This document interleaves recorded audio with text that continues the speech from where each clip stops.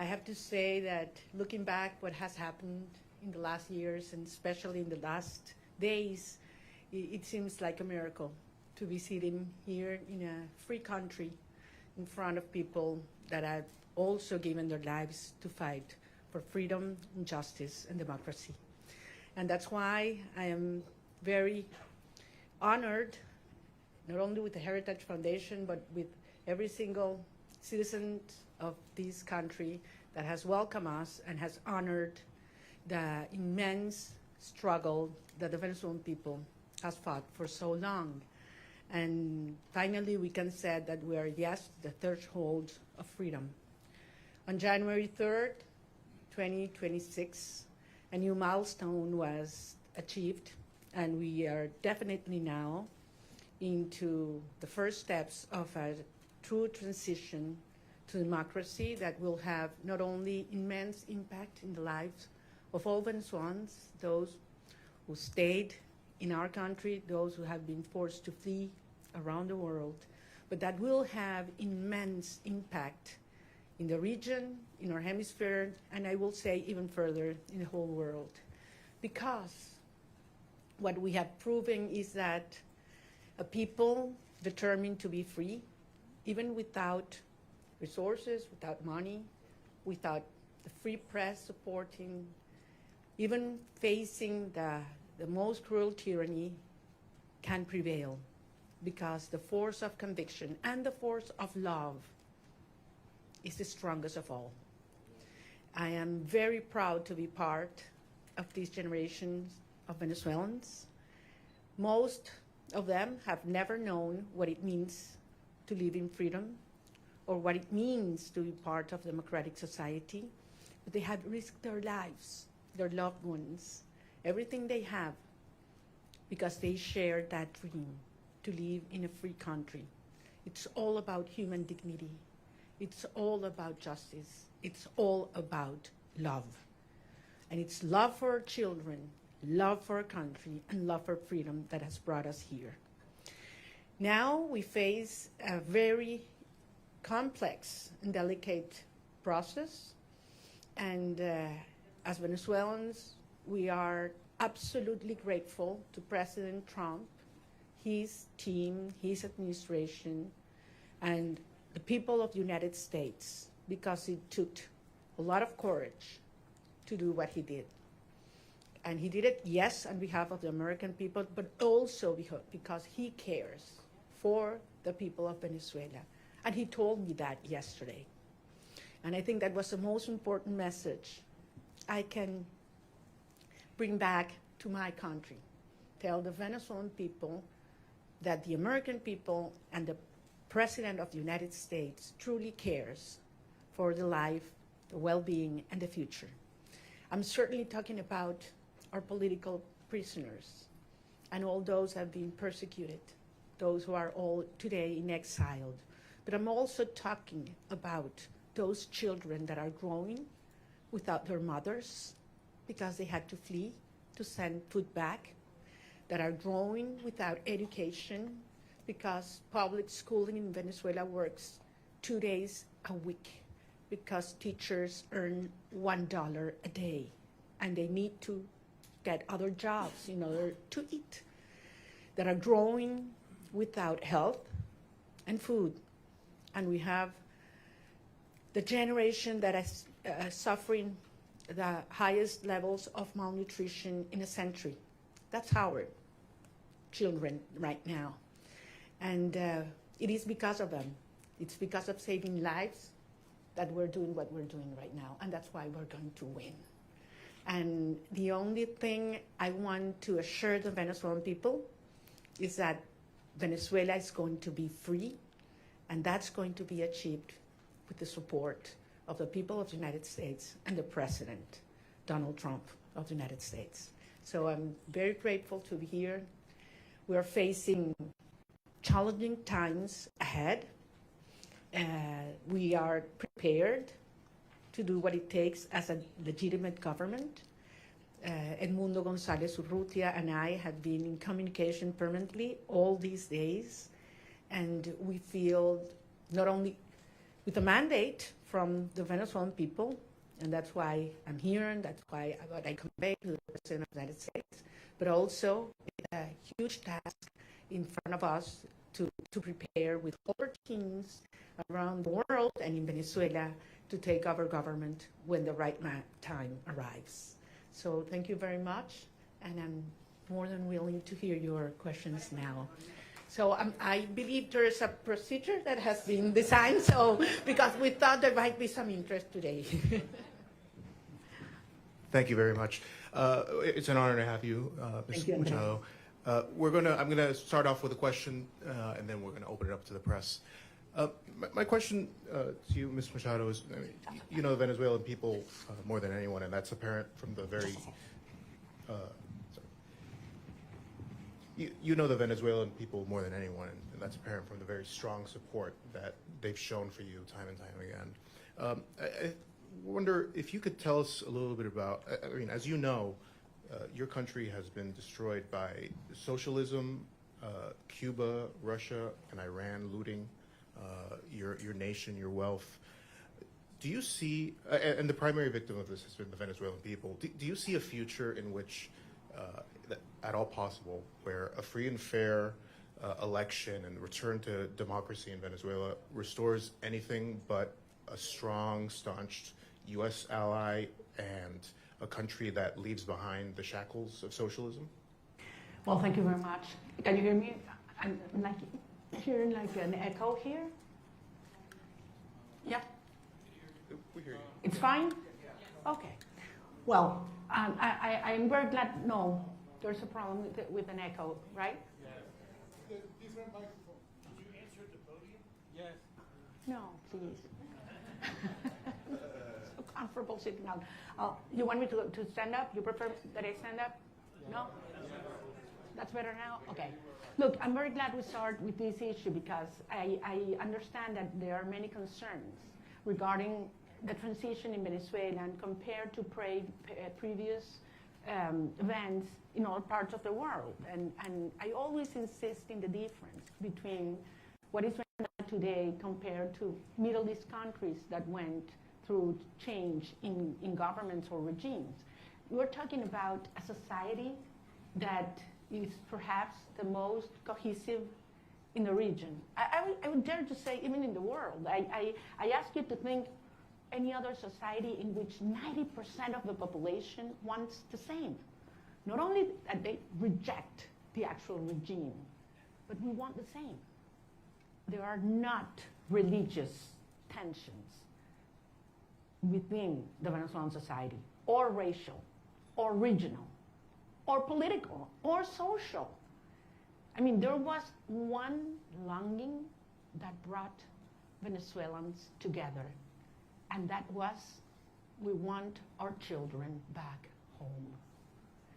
And it was that demand that I heard all around Venezuela in 2023, when we were moving forward to the primary process, that made me realize how powerful it was to unite a country, to tear down the barriers that the regime had built to divide us, you know, between rich and poor, black and white, left and right, military and civilians. And we brought a country back together.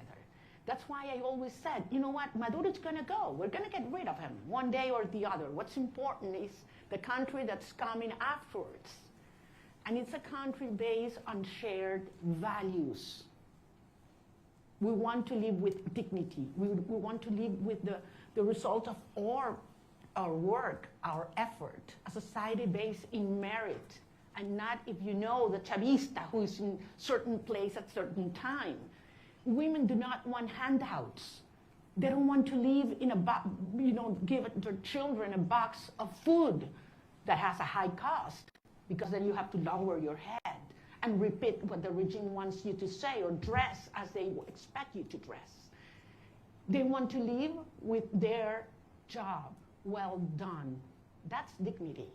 And that's what Venezuela deserves and wants today. And that's what we represent. So, of course, the result of this hard process will be a society based on these values. a society that is profoundly pro-America. And I want to insist on this. Delcy Rodriguez, yes, she's a communist. She is the main ally and representation of the Russian regime, the Chinese and the Iranians. But that's not the Venezuelan people, and that's not the armed forces as well. So I am profoundly, profoundly confident that we will have an orderly transition. This is a complex phase we are right now. Some of the dirty work is being done by them. But then the result of a stable transition will be a proud Venezuela who is going to be the best ally the United States has ever had in the Americas.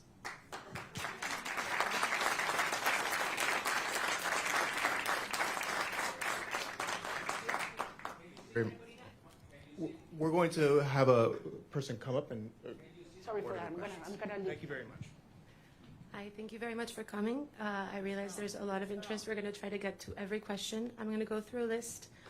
There's outlets that have more than one reporter accredited, so I would like to please ask you to raise your hand so we can get one of our kind staff to bring the microphone to you as I call you out. Julio Vaqueiro from Telemundo, please. Hola, Julio. Hola María Corina, qué gusto verte aquí en Washington, D.C.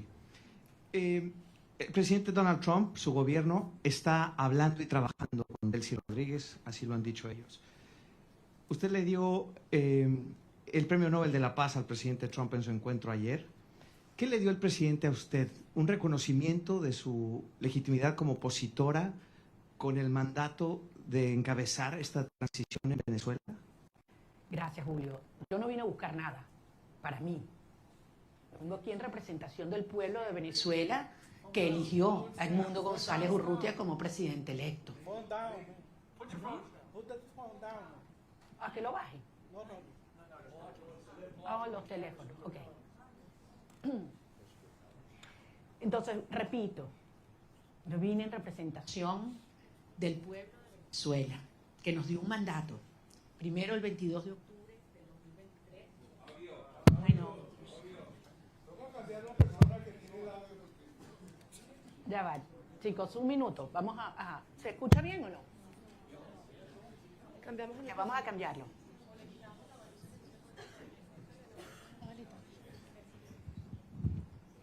Ok, ahora está mejor. ¿Ahora sí? Ok, voy a repetir la pregunta la respuesta a la pregunta de Julio.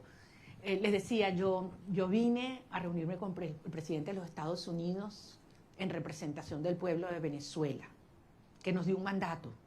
El 22 de octubre del 2023, cuando yo recibí más del 92% de los votos en las primarias, y el 28 de julio de 2024, cuando Edmundo González Urrutia, en las condiciones más extremas y fraudulentas, recibió el 67% de los votos de los venezolanos y lo probamos. Vine a recibir de parte de él un mensaje para los venezolanos. Y es la seguridad de que contamos con los Estados Unidos para avanzar en una ruta donde se haga respetar la soberanía nacional, la libertad, la democracia y la justicia. Hay un proceso muy complejo en marcha, lo sabemos, pero se están dando pasos. Evidentemente, para los venezolanos es una situación cada día, para muchos venezolanos de vida o muerte, y ahí hay una enorme urgencia ética. Pero entendemos que este es un proceso complejo al cual nosotros somos parte y queremos y estamos contribuyendo. Gracias. Nick Schifrin from PBS, please. Hola, María Corina. Thank you so much. It's great to see you in person after seeing you virtually for the last few years. Two questions, if I could, similar to what you just answered, but in English. You had a very good meeting with the president yesterday, but he still maintains a positive relationship and positive language about Delcy Rodriguez. The CIA director was just there. So what's your message to the president and to the United States when U.S. policy is still to support the Chavismo government that still exists in Caracas? And I have to ask, your statement last night said that you felt like you were going to die at one point when you left Venezuela in the boat. Can you just tell us exactly what happened in that moment when you were in that boat? Thank you.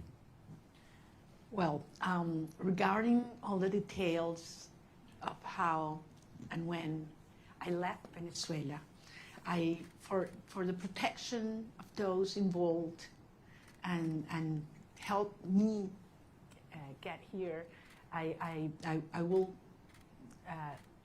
wait until the regime is no longer in capacity to harm them, to share that in detail.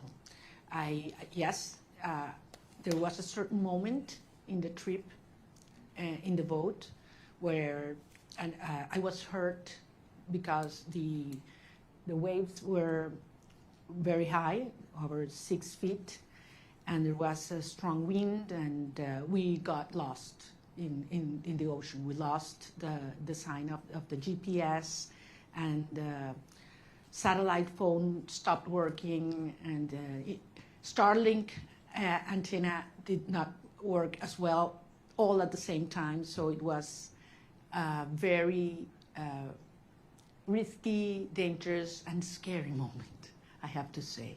And it lasted several hours. But at the end, as I say, you know, we have moved ahead de la mano de Dios. And that's why I believe it is a miracle, and I'm here.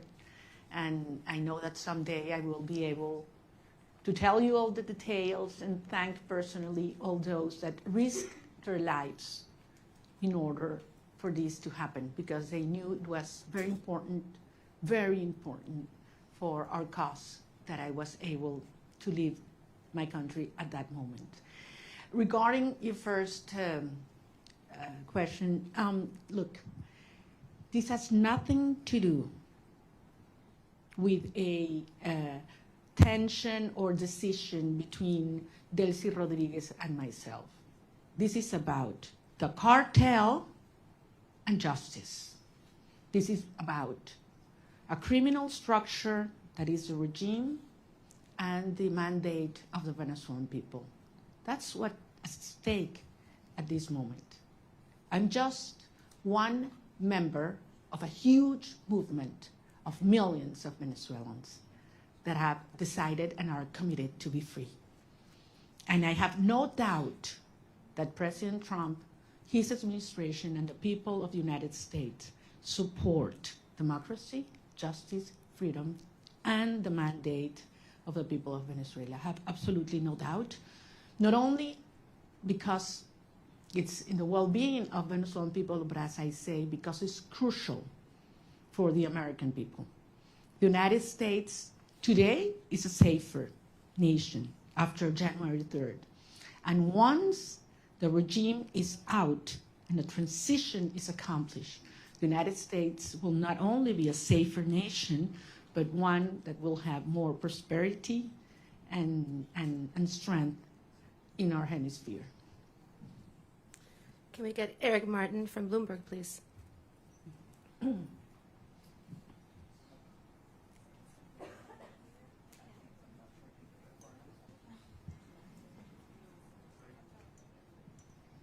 see. Sorry. Thank you. Maria Corina, would like to ask you about the timeline for democratic transition within Venezuela, because obviously the Constitution calls for within 30 days a new election. You've already been recognized by a number of countries, including the US in 2024, Edmundo Gonzalez as having won that election, and accusations that the election was stolen by the Maduro regime. As you've mentioned, you overwhelmingly won the primary in 2023. Do you have an expectation, is your expectation that the next step in this process would be a new election in Venezuela? Do you expect that to happen in 2026? Or what does the roadmap look like from getting from today's government by Delcy Rodriguez, the government de facto that is in control, to a democratically elected government? Thank you. Thank you. Thank you, Eric. Well, if the Venezuelan Constitution were respected, we wouldn't have 1,000 political prisoners, we wouldn't have 9 million people, fleeing and living around the country. We wouldn't have our president-elect exiled in Madrid. I mean, he would have taken power on January 9, 2024. So 2025, sorry. So we realize that there's no rule of law in Venezuela. I don't know actually if you're aware, Venezuela is currently in the last place globally in terms of rule of law. Out of 142 countries that have been evaluated by the World Justice Project, Venezuela is in place 142. So much for the Constitution. At the end, it is a matter of strength, and that was what made this process, starting on January 3rd, happened. I mean, that was the main difference. The regime realized that they are facing the strength of a people organized, but mostly, in this last phase, the strength of the democratic allies that are concerned about the structure of the regime, of the criminal regime in Venezuela. So this is a process that has several phases. We are in one that it's complex, as I said, in which the regime is forced to dismantle themselves. Some of the structures that have been maintaining them in power, starting with the repression system that requires not only that all political prisoners are liberated, but that they are free. The fact that you are not in a prison doesn't mean that you are free. In Venezuela, they have left the jails, but they cannot speak to the press. They cannot leave the country, and they are still terrified. All torture centers have to be closed, and certainly there have to be guarantees for journalists to speak out, and those who have left the country to come back and organize and make the will of the people be respected. Eric, believe me, I understand the urgency. I have been speaking with the families, not only of those that have been freed or liberated these last hours, but especially with those that have not, and that they don't know where their loved ones are right now. They have simply disappeared. I'm talking about hundreds of people. Actually, we found out in these last hours that there were more political prisoners than we thought, because many families had been scared just even to denounce that their loved ones had been in prison or disappeared by the regime. So some of those that have been liberated were not even registered by us. So, and this is still in place. I mean, there is a criminal structure of terror, not only on the civilian population, but also in the military. So that one of the main urgencies and priorities that have to take place in the days to come is we need to dismantle that terror structure by the DGCIM or La Casa Militar, which are those that have committed crimes against humanity, and that are those that have not only the civilian but the military under terror and neutralized. Once these steps are taken, then we can move forward in the reinstitutionalization of our government, and eventually we will have free and fair elections. And I'm talking about governors, mayors, National Assembly. We need to have, the will of the people be expressed freely. I have to remember that in the last election, presidential election, where our president-elect Edmundo González won, nearly 40% of Venezuelans that have a right to vote couldn't do it because the regime wouldn't allow them. That's one of the main things we need to correct. Every single Venezuelan living in Venezuela or abroad should have the right to vote as soon as possible. Thank you. Gaby Peroso from BPI, please.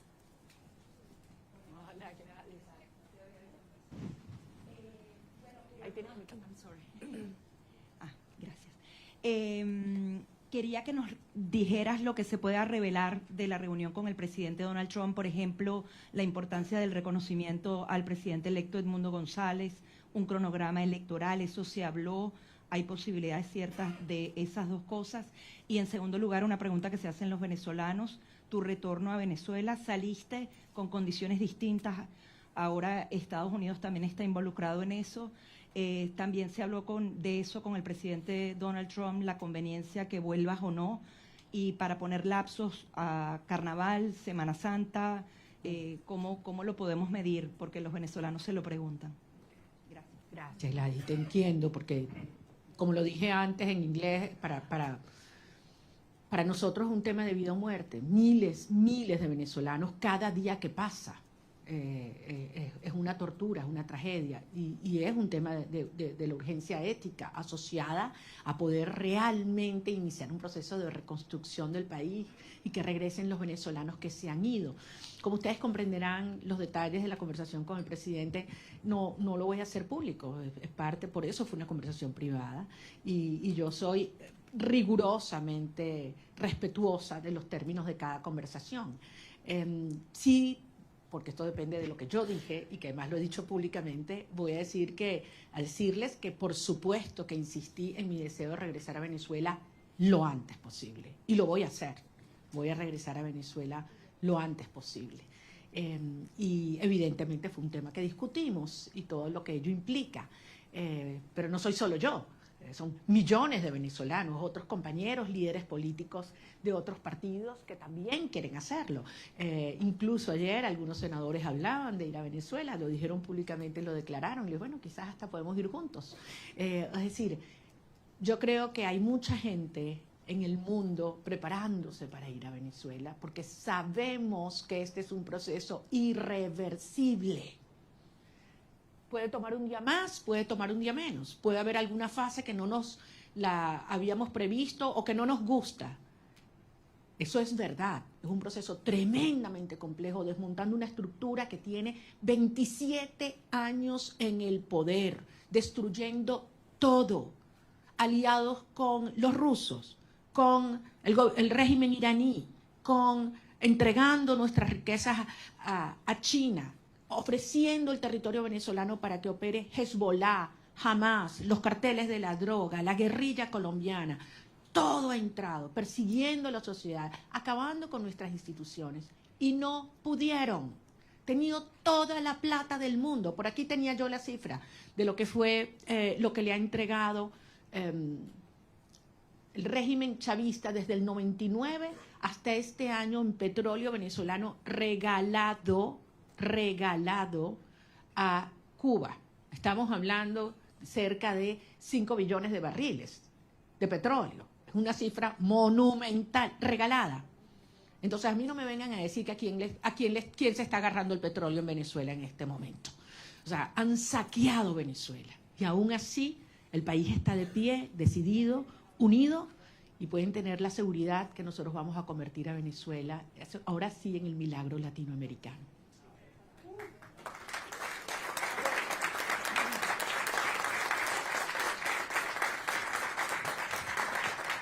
So this was supposed to last until noon. It is now noon, but if everyone's game to stay, we stay. Paolo Mastrolli from La Repubblica, please.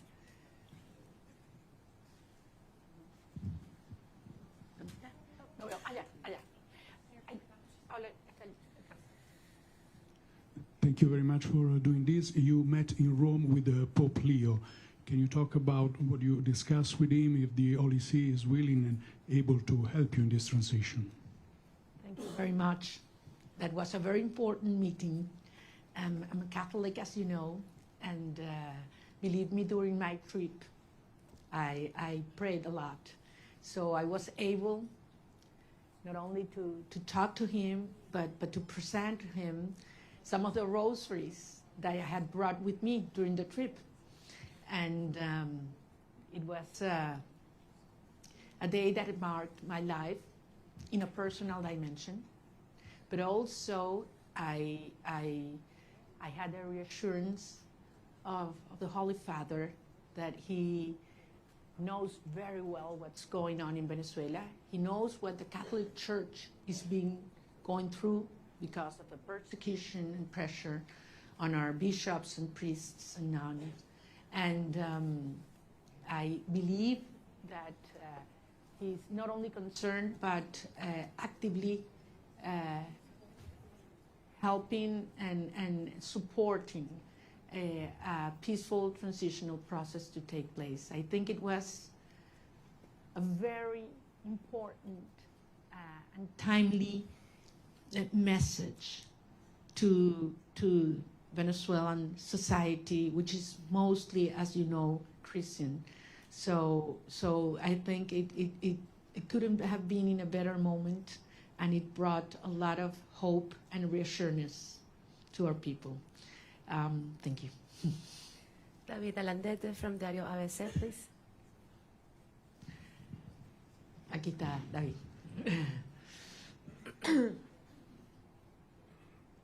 Tú no me vas a hacer preguntas porque tú sabes más que yo. No, no me digas eso. Yo me entero de todos los detalles de mis reuniones por ti, entonces. Okay. Sorry about that. No, te pregunto en español. Dale, David. Okay. Muchas gracias. Quería hacerte dos preguntas y muchísimas gracias por hacer esto. Es genial poder vernos, que no sea virtualmente. Estaba interesado en cómo... Se ha escrito mucho, se ha dicho mucho sobre cómo fue la visita, los términos. Sin revelar nada interno, ¿cómo te sentiste tratada y recibida? Porque creo que ese ha sido un punto muy importante en la cobertura de la visita. Y el segundo, ¿qué le dirías a la comunidad internacional después de haber sido recibida en la Casa Blanca? Me refiero a la Unión Europea, a otros países que han estado antes en mediación, pero no lo están ahora después de la operación del 3 de enero. Gracias. Muchísimas gracias. En primer lugar, nuevamente lo voy a repetir. Yo no estaba allí como un individuo, yo estoy allí en representación del pueblo de Venezuela. Nosotros representamos al pueblo de Venezuela. Ganamos apabullantemente, no una, 2 elecciones. Y el mundo entero lo sabe. Estamos allí en representación de un pueblo que ha dado su vida para vivir en libertad. Y que no vamos a descansar hasta lograrlo. O sea, Venezuela va a ser libre, que nadie lo dude. Y esto va a ocurrir gracias al apoyo que hemos recibido del presidente Donald Trump. Y así lo digo con todas sus letras, y así lo dije ayer en el Senado, en frente de senadores de ambos partidos a quienes les agradezco profundamente su presencia, porque si hay algo que ha unido al pueblo de los Estados Unidos es la causa por la libertad de Venezuela. Y así queremos que siga siendo, porque el pueblo de Estados Unidos entiende cómo la libertad de Venezuela afecta a todo el hemisferio. Indiscutiblemente para los venezolanos es un tema existencial, pero es un tema prioritario. Yo sentí un enorme respeto hacia el pueblo de Venezuela ayer, cuando entramos a la oficina oval. Y no sé cuánto iba a durar la reunión, pero la verdad es que sentí que pasaba el tiempo, podíamos conversar de todos los temas con absoluta honestidad, crudeza. Bueno, ustedes me conocen como yo soy, yo digo lo que siento, lo que pienso, y con mucho respeto, sin lugar a dudas, estoy nada más y nada menos que en la oficina del presidente de los Estados Unidos, frente al presidente de los Estados Unidos, pero consciente de la responsabilidad de este momento único. Y salí de allí, y se lo decía anoche en una entrevista que grabé con Rachel Campos, le decía, me impactó la preocupación que él me transmitía sobre la situación de los venezolanos hoy. Cómo están los niños, cómo están los jóvenes, cómo están los ancianos, cómo está el sistema de salud, cómo está el sistema de educación, cómo están las familias, qué planes tenemos. O sea, yo creo que quizás públicamente se da a conocer más las preocupaciones por temas económicos, energéticos, etcétera, pero yo ahí pude tener una conversación con un ser humano que le duele lo que están viviendo los venezolanos, que le preocupa y que está genuinamente comprometido con su bienestar. Por eso yo salí realmente convencida de que lo que necesitamos para sumar a toda la fuerza y la organización adentro en un genuino liderazgo global está en la Casa Blanca, y creo que servirá de ejemplo para aquellos líderes globales o mundiales que no han tenido la determinación de llamar las cosas por su nombre, porque todos lo saben. A estas alturas no hay excusas. Están los informes de Naciones Unidas y el Fact-Finding Mission, donde se demuestran los crímenes de lesa humanidad que ha cometido Nicolás Maduro, Delcy Rodríguez, Diosdado Cabello, Vladimir Padrino López. Eso está allí, con nombre y apellido, testimonios desgarradores. Entonces no hay excusa para ignorar el terrorismo de Estado, como ha calificado la Comisión Interamericana de Derechos Humanos. Más allá de todos los crímenes de corrupción, narcotráfico, tráfico de seres humanos, de armas, todo lo que sabemos que sigue ocurriendo en Venezuela. Es que yo salí emocionada y con una gran responsabilidad, desde luego, para los tiempos por venir. Maxine Wallace, Washington Post, please.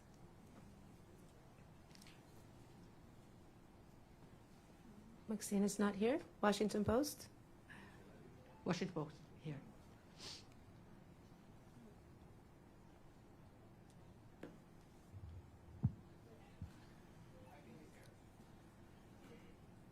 The Washington Post, okay. Then let's go with Carla Angola, please. She's right next to you.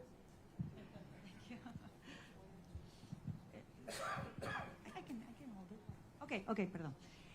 ¿Cómo estás, María Corina?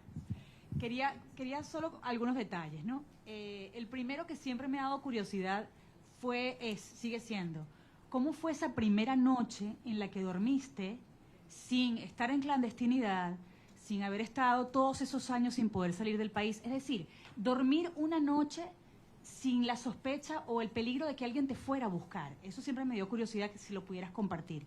Y después, en esa reunión, ¿pudiste conocer cómo te vas a involucrar? Porque el presidente lo dijo en algún momento, que tú vas a estar involucrada en alguna de las fases. ¿Pudiste descubrirlo en esa reunión? ¿Nos puedes dar alguna seña de cómo vas a estar involucrada y en qué fase? Y tercero, si pudieras decirnos si tú crees que Delcy Rodríguez, con ese perfil de miembro del cartel, de criminal de lesa humanidad, pudiera tener las credenciales para ser una candidata a la presidencia, si es que ella va a tener permitido eso con todo ese prontuario, si ella de verdad crees que debería o va a poder participar en esa futura elección justa y libre de la que estás hablando. Bueno, tú me conoces bien, querida Carla, yo no voy a especular. Yo voy a hablar solamente sobre los hechos y aquellos que además me puedo dar fe. En primer lugar, de la señora Delcy Rodríguez, creo que la justicia de los Estados Unidos tiene suficiente información, y la justicia internacional.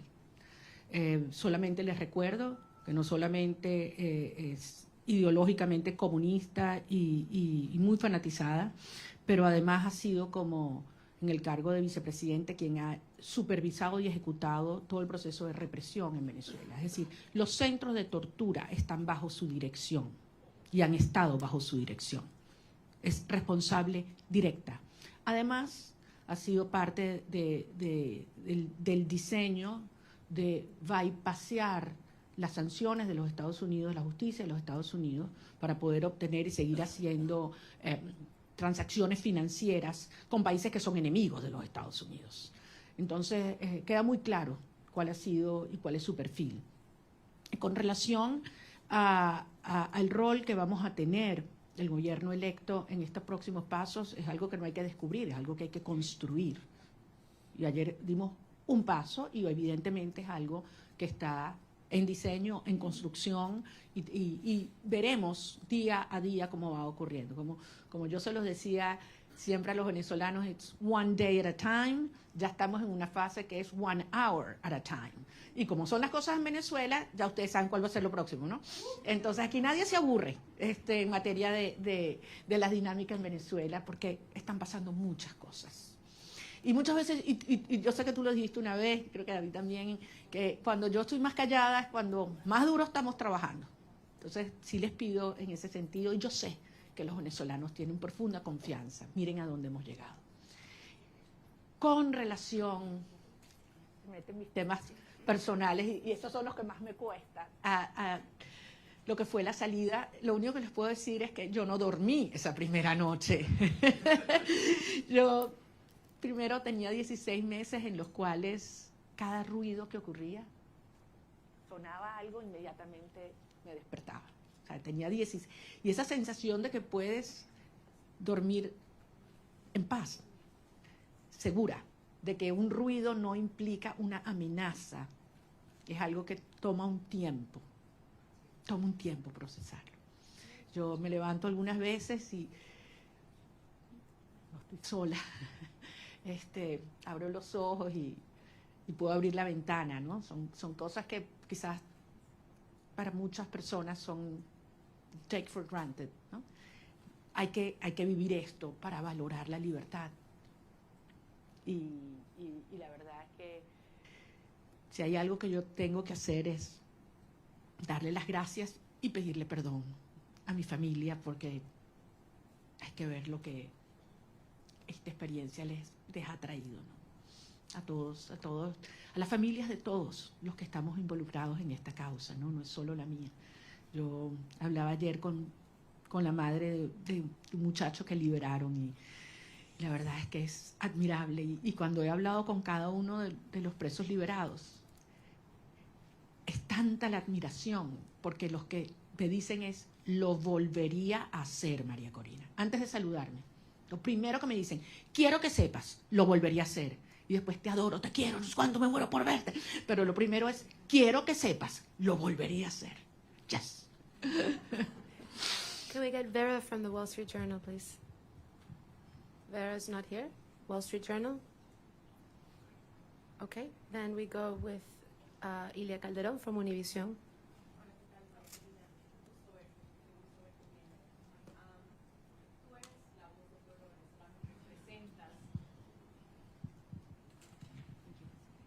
Tú eres la voz del pueblo venezolano y representas al pueblo venezolano. Delcy Rodríguez está en este momento al frente del gobierno de Venezuela. El presidente Trump ha tenido palabras para elogiarla y ha dicho que su gobierno está trabajando muy bien con ella. ¿Qué te garantiza a ti que va a haber una transición? Y si no temes que este hecho de que se lleven bien y de que estén trabajando bien lleve a que se perpetúe el régimen en el poder en detrimento sobre todo de los venezolanos que están en Venezuela. Perfectamente tu preocupación, porque al final es lo que yo he hecho. Pero recordemos, 17 iniciativas de diálogo. Esta no es la primera, de aproximación o negociación, acuerdo. 17. Todas, absolutamente todas, lo que el régimen buscó fue ganar tiempo, legitimidad y plata. Y se salió siempre con la suya. Todo lo que se comprometían a hacer lo violaron siempre. Entonces, es lógico que el pueblo de Venezuela tenga esta preocupación. Pero la señora Delcy Rodríguez en este momento lo que está es cumpliendo órdenes. Ella no está en un acuerdo a motus propio, ni cómoda.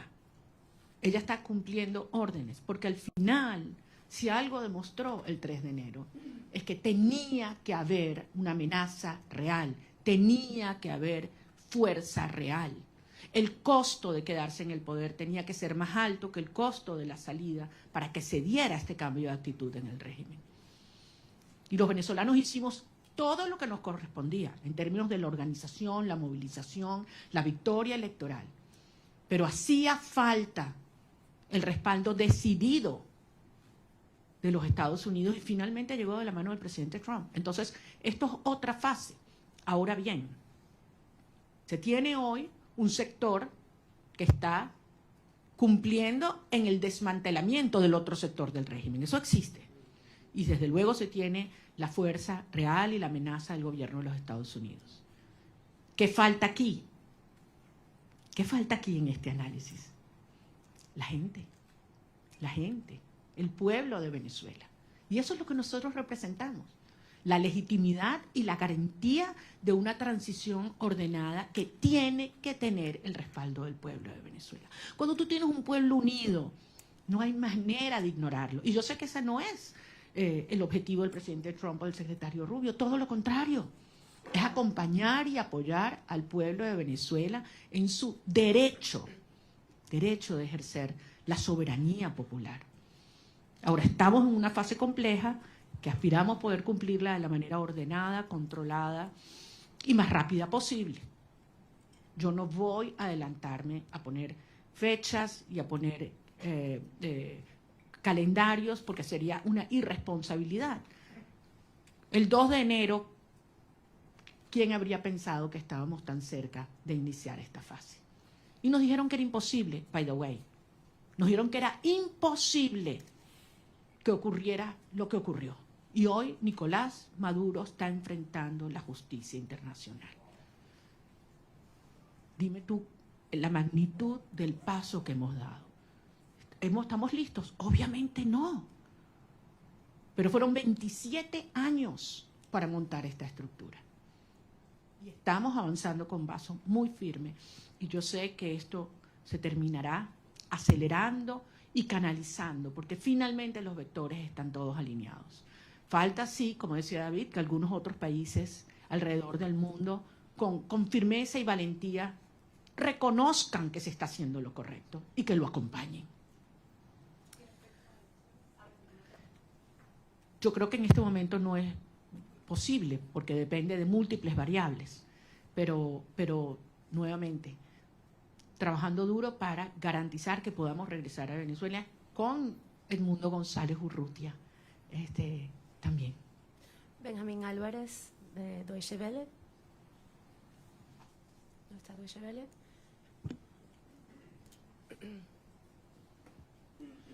Muchas gracias. Una pregunta refiriéndome a lo que acaba de mencionar de que Delcy Rodríguez está recibiendo órdenes y no está cooperando con la administración Trump. ¿Cómo ve esta reunión de 2 horas que sostuvo Delcy Rodríguez con el presidente de la CIA el día de ayer? ¿Y no le preocupa esta cooperación tan cercana que está buscando la administración de Trump con ella y con la gente cercana al régimen?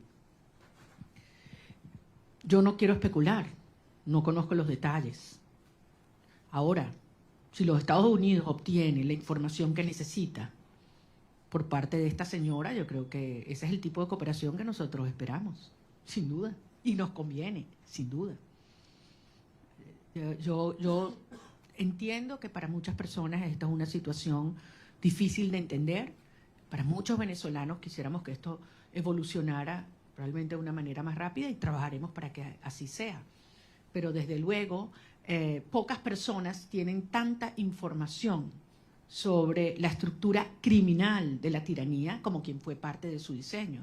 Así que sin duda tiene información que le debe ser de altísimo valor al director de la CIA. We're going to take a couple of questions in English. Eric from Politico, are you here? Please.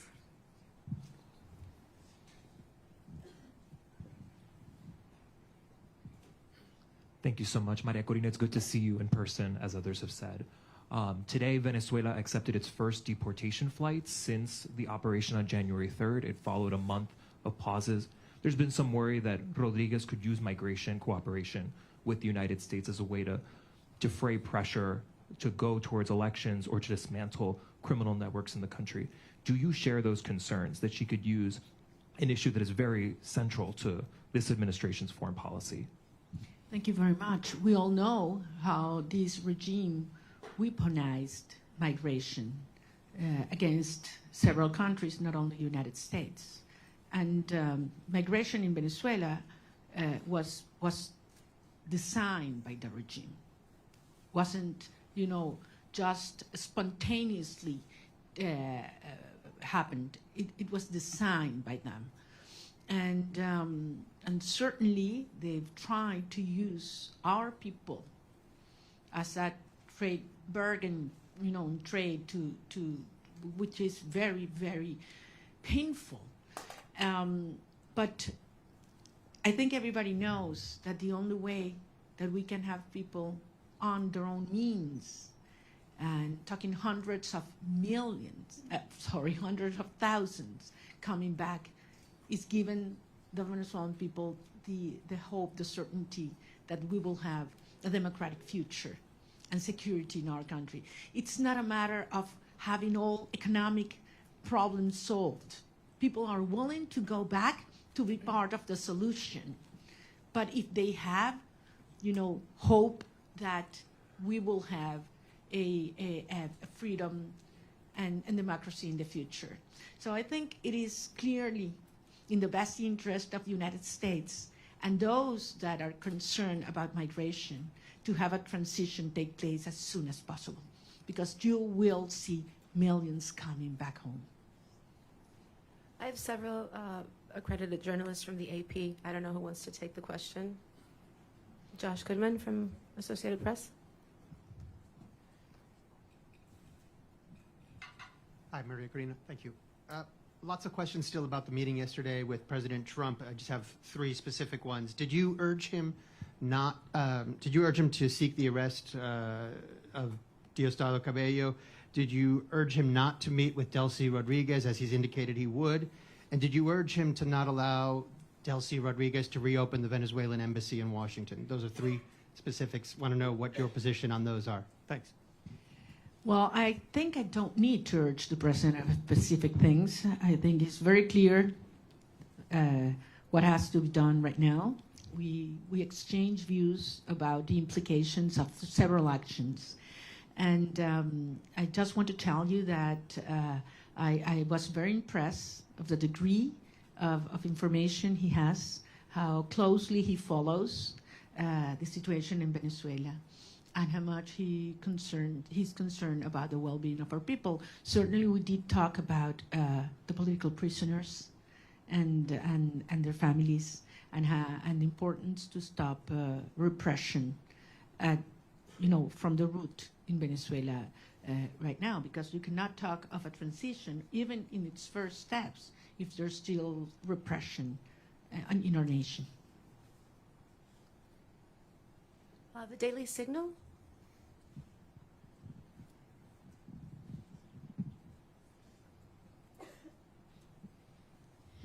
Thank you so much. Wondering regarding your meeting with President Trump yesterday, do you believe that you earned the trust of the president? And did you all specifically talk about a transition of power in Venezuela in which you would become president? Thank you.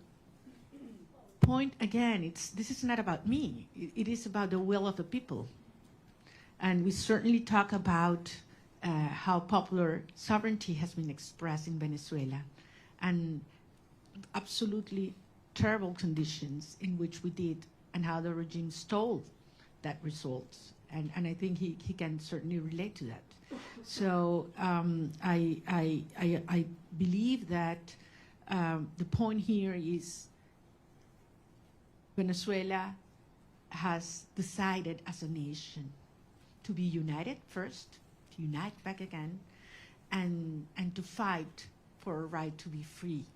And he understands the moment and the implication for I would say the whole hemisphere. We talked, and I would say this, I know you can imagine that about other countries, and specifically about Cuba and the implications of a transition to democracy in Venezuela, what would mean to Cuba. And I insisted in something I've said many times, that I believe that for the first time in history, we will have the Americas free of communism, dictatorship, and narco-terrorism, for the first time in history. And that's what's already happening. Sometimes you are so immersed in processes that, it's hard to understand the implication. The geopolitical and historic implications. Imagine what this will mean to have these dictatorships finally gone in Venezuela, in Cuba, and Nicaragua. I mean, this is equivalent to the fall of the Berlin Wall in the Americas. So this is huge from a historic perspective, and this is happening as we speak. Torao Kono, NHK Japan. No? Japan Media? Okay, can we get Mr. Rosen from Newsmax? Also not here, okay. Jesus La Patilla, please.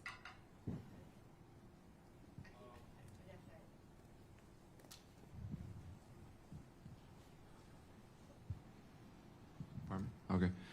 I was wondering if President Trump he's aware of how many political prisoners have been released so far. I mean, it's less than 10%.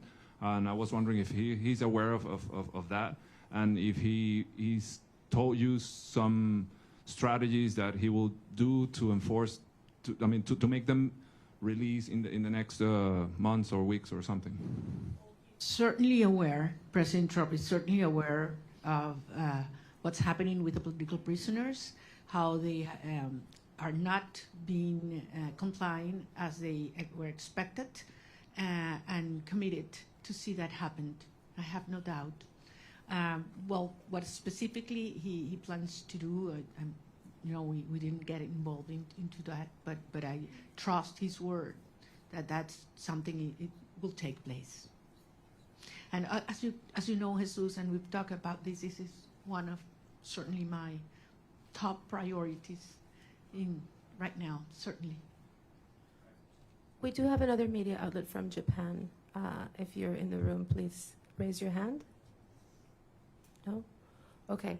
AFP, Agence France Presse. Over there.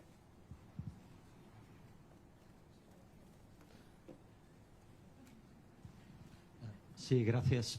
Gracias por la rueda de prensa. Señora Machado, quisiera saber, usted dice que es un proceso complejo. ¿Cuál es la primera prioridad? Ahora que salga de Washington, ¿qué es lo primero que quiere negociar o ver de parte del gobierno de Estados Unidos? Mi prioridad, a título personal o para los Estados Unidos. Bueno, en términos de esta fase hay que terminar de desmontar la represión.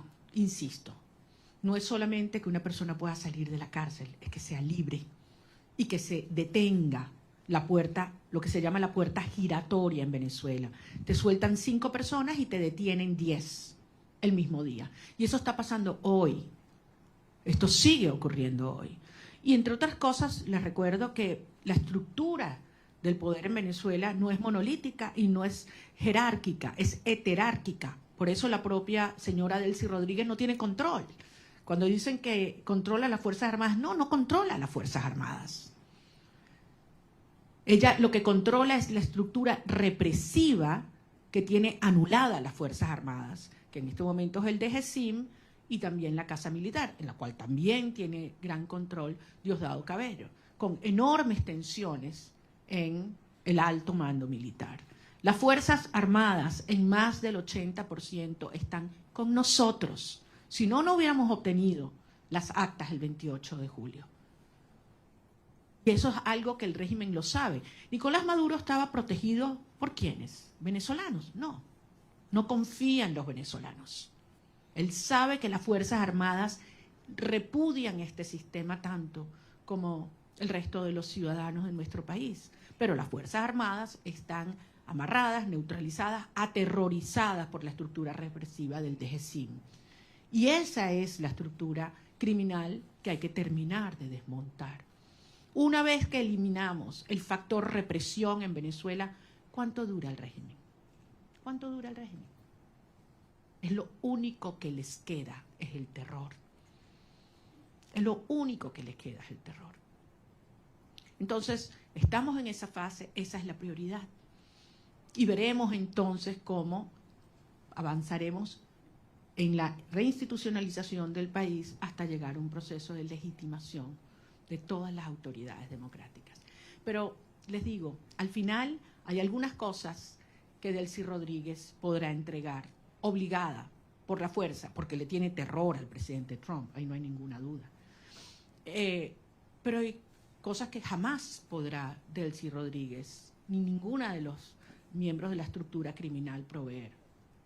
Confianza, Estado de Derecho, reencuentro, participación y apoyo ciudadano. Jamás, jamás. Por lo tanto, esto no es sostenible y ella lo sabe. Y por eso vamos avanzando en una fase delicada, un día a la vez, pero con una sola misión, con un solo propósito, y es lograr la verdadera instauración de la democracia y la libertad en Venezuela para que puedan regresar nuestros hijos y todos los venezolanos a casa. Muchísimas gracias. One last question for Mr. Bernalete. Martín Noticias, please. Sí,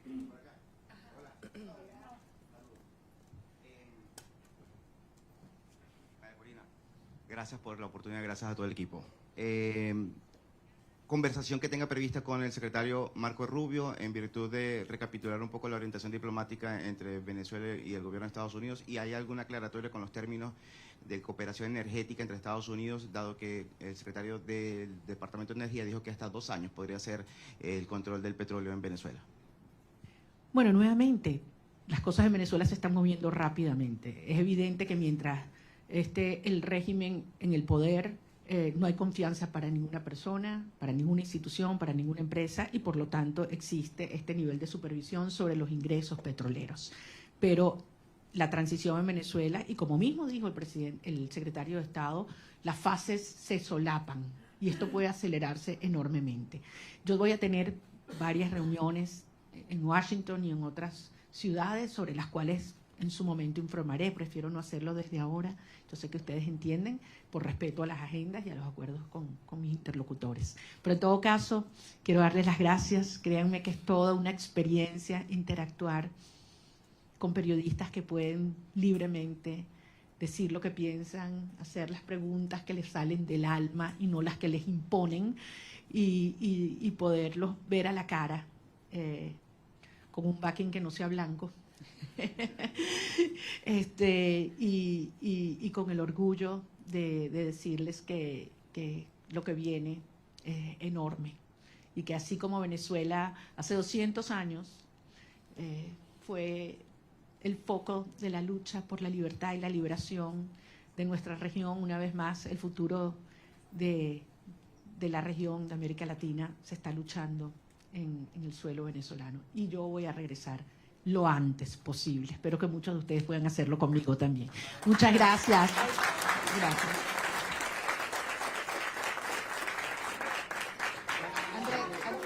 Thank you very much.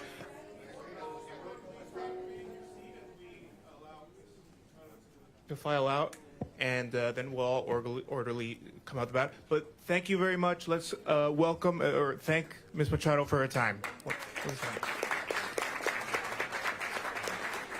Muchas gracias.